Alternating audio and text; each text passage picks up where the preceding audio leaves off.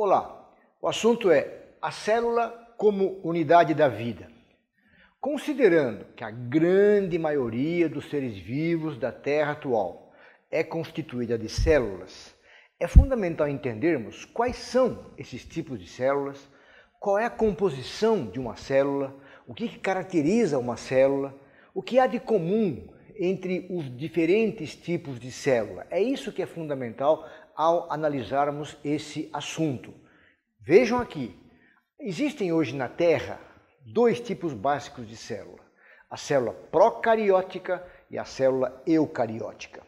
A procariótica é aquela célula encontrada em bactérias, seres vivos unicelulares de modo geral, e que vivem da decomposição de matéria orgânica, executam uma série de atividades metabólicas, enfim, são organismos extremamente simples na sua estrutura celular, porém de uma grande importância ecológica, médica, alimentar.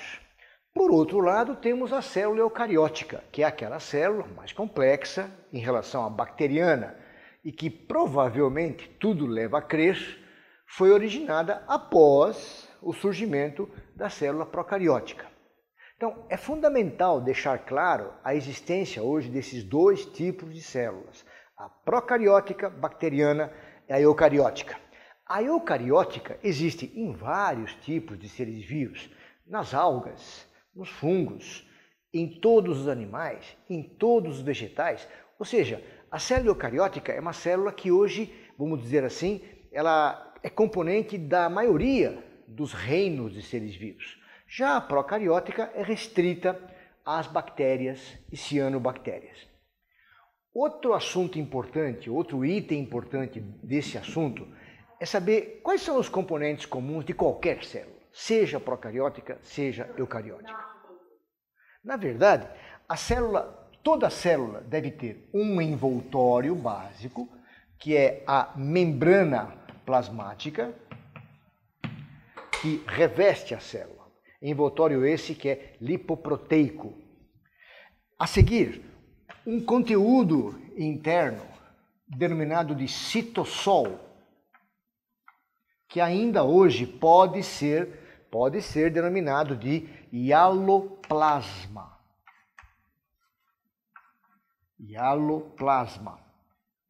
Um terceiro componente obrigatório de qualquer célula são os ribossomos, organelas envolvidas com a síntese proteica, os ribossomos, que eu estou assinalando aqui de cor verde. E, para encerrar, há que haver na célula um comandante. Porque, vejam, há um envoltório, há um conteúdo interno, há os operários da célula, que são os ribossomos, e tem que haver o comandante geral da célula, que é representado por uma molécula de ácido nucleico, e que, nesse caso, vamos denominar de cromatina. Pois bem, toda célula possui esses quatro componentes: membrana plasmática, citossol, ribossomos, cromatina, cada qual exercendo a sua função. Se a célula for eucariótica, esses componentes continuam, mas a complexidade aumenta. Vejam bem uma coisa importante. O que uma célula eucariótica possui que a procariótica não possui? Notem nesse esquema que eu coloquei a cromatina dispersa pelo citossol. Já numa célula eucariótica, esta cromatina estará envolvida por uma membrana e acabará formando uma estrutura celular importantíssima da célula eucariótica, que é o núcleo organizado.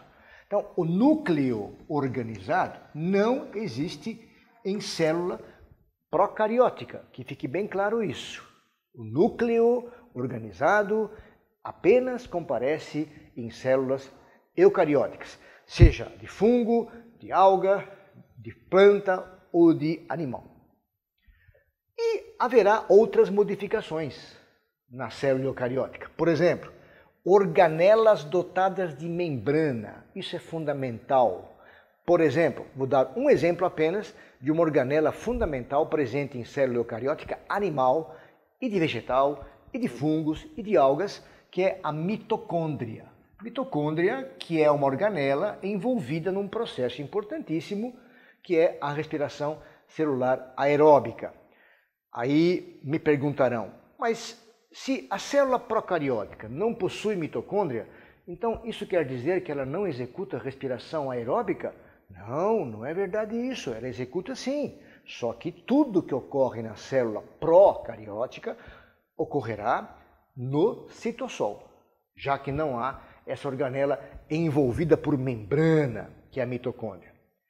Na célula eucariótica, há outras organelas envolvidas por membrana. Só como exemplos, o retículo endoplasmático, o complexo golgiense, os lisossomos, nos vegetais, os cloroplastos, ou seja, a principal distinção entre uma célula procariótica e uma célula eucariótica, ou as principais distinções são duas: presença de núcleo organizado na eucariótica e ausência na procariótica. Presença de organelas envolvidas por membrana na eucariótica e ausência dessas organelas membranosas na procariótica. Outras características importantes que poderemos citar é a existência de um sistema de endomembranas nas células eucarióticas, membranas que se pregueiam e podem penetrar na célula eucariótica, mas fica também uma distinção importante entre uma célula eucariótica animal e uma célula eucariótica vegetal.